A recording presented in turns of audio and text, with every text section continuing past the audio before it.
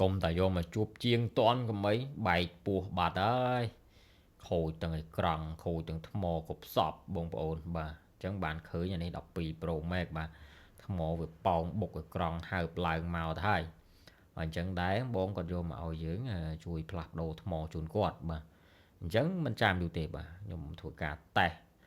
ខ្វែកខ្វក់ក្បាច់ក្បូរគ្រប់សពបែបយ៉ាងអញ្ចឹងណាថ្មគាត់នៅភាគរយខ្ពស់ប៉ុន្តែដាក់ important battery មានន័យថាឥឡូវខ្ពស់មិនខ្ពស់វាមិនសំខាន់ទេសំខាន់ជាក់ស្ដែងគឺវាប៉ោងខូចហើយបាទអញ្ចឹងយើងត្រូវធ្វើការដោះខ្ចៅខ្វាច់មកយើងធ្វើការផ្លាស់ប្ដូរថ្មថ្មីជូនគាត់ណា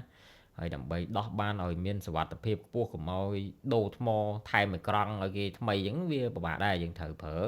tool មួយនេះបាទអានេះយើងជុកវាមកបាទបន្ទាប់មកទៀតយើងមួលវាបន្តិចៗឲ្យមកបងប្អូនបាទករណីដែលវាហើប frame បែបនេះបាទគឺវាមានហានិភ័យខ្ពស់មែនទែនកាលណាដែលយើងគោះខ្វះបច្ចេកទេសណាមួយគឺឆ្នោតយកតែម្ដងបាទថែមក្រង់ឲ្យគេមួយទៀតដែរចូលដើមអូខេអញ្ចឹងបន្ទាប់ពីយើងគោះវាហើបប៉ុណ្ណេះហើយឃើញថាអត់ខូចក្រង់ទេបាទចាប់ដើមលាបទឹកមាត់កាក់ហើយបាទលុយសុតហើយប៉ុណ្ណេះបាទអូខេអញ្ចឹងបើហើបមកគឺឃើញយើងប៉ោងនេះមកឃើញទេឡើងដានអសហ្នឹងជាមួយក្រង់បាត់ហើយអញ្ចឹងយើងទៅមុខបន្តទៀតគឺយើងធ្វើការដោះប៉ាងទប់ស្នាប់ខាងលើមកបាទបន្តមកទៀតយើងដោះប៉ាងទប់ស្នាប់ខាងក្រោមមកបាទអញ្ចឹងការផ្លាស់ប្ដូរថ្មនេះវាមិនលំបាកអីណាស់ណាទេគ្រាន់តែទាមទារឲ្យយើងធ្វើនឹងឲ្យបានស្អាតមិត្តប្រៃបន្តិចទាំងការចាប់ចូលបាទដាក់កាវដាក់ជំរាបទឹកឲ្យត្រឹមត្រូវចឹងទៅហើយស្កុតថ្មនេះគឺងាប់បាត់ហើយបាទទាញមិនចេញអញ្ចឹងធ្វើការកោះតិចក៏ចេញបាត់ទៅហើយបាទបើតាមជាក់ស្ដែងបច្ចេកទេសរបស់គេទាញចេញតែ12 Pro Max view ដែរទាញអត់ចេញបាទងាប់ស្កុតអូខេមិនធ្វើទេខ្ញុំយកអាជ័រនេះបុកទៅតិចបាញ់ស្រាយមកផែតចាប់លើកមកផុចផុយលឧសបាទគ្មានជាប់ស្អីណាទេបងប្អូន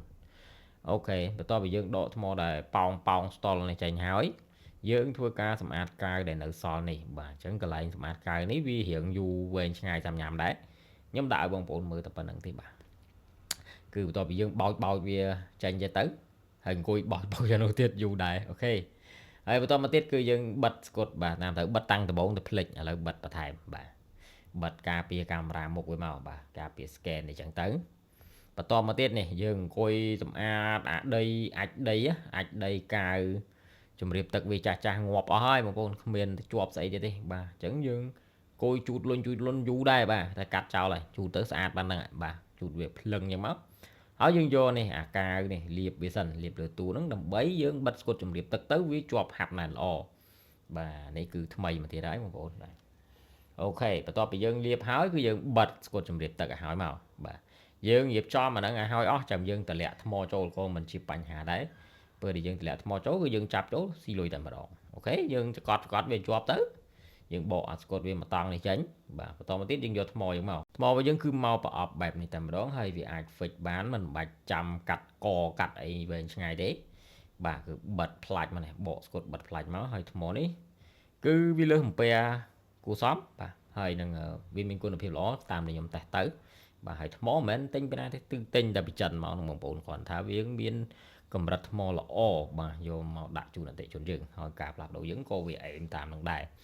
អញ្ចឹងខ្ញុំធ្វើការបិទមកបាទហើយបកជំរាបទឹកចេញផ្លាច់មកហើយយើងលាបអានេះម្ដងទៀតដើម្បីឲ្យវាអឹបស៊ីជាមួយនឹងអេក្រង់របស់យើងនៅពេលដែលកັບចូលបាទអញ្ចឹងខ្ញុំលាបវាអញ្ចឹងមកលាបឆោចហើយណាកັບអេក្រង់ថ្មីដឿកកັບអេក្រង់ថ្មីកັបអេក្រង់ចាស់ដដែលទេបាទកັບអេក្រង់វាចូលមកបាទតបមកទៀតមូលជប់ចាប់ប៉ាងចាប់អីវិញមកបាទតែប៉ុណ្្នេះយើងឃើញថាស៊ីលុយដើរបងប្អូនមានអីទៀតបាទចាប់ឲ្យតែស្អាតអីគេវិញមកបាទអូខេប៉ុណ្ណេះហើយយើងបើកតេស្តបាទបើកតេស្តហើយគឺយើងចូលវាបាទទៅ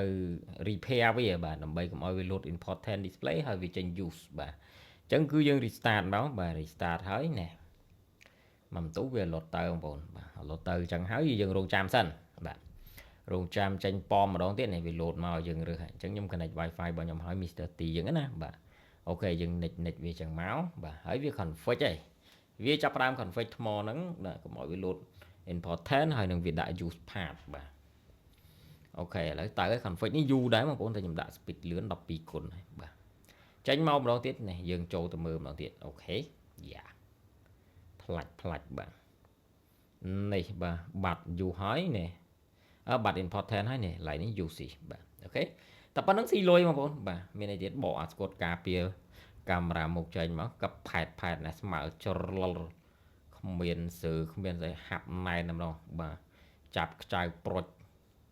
លុយសុតមានអីទៀតអញ្ចឹងអានេះសាច់ខ្លាញ់មកទាំងព្រឹកតែម្ដងសម្រាប់បងប្អូនដែរជួបបញ្ហាខូចថ្មខូចអាចមកផ្លាស់ប្ដូរកន្លែងខ្ញុំបានបាទធានាទៅលើគុណភាពធានាទាំងការធ្វើបាទមានទីតាំងច្បាស់លាស់បាទ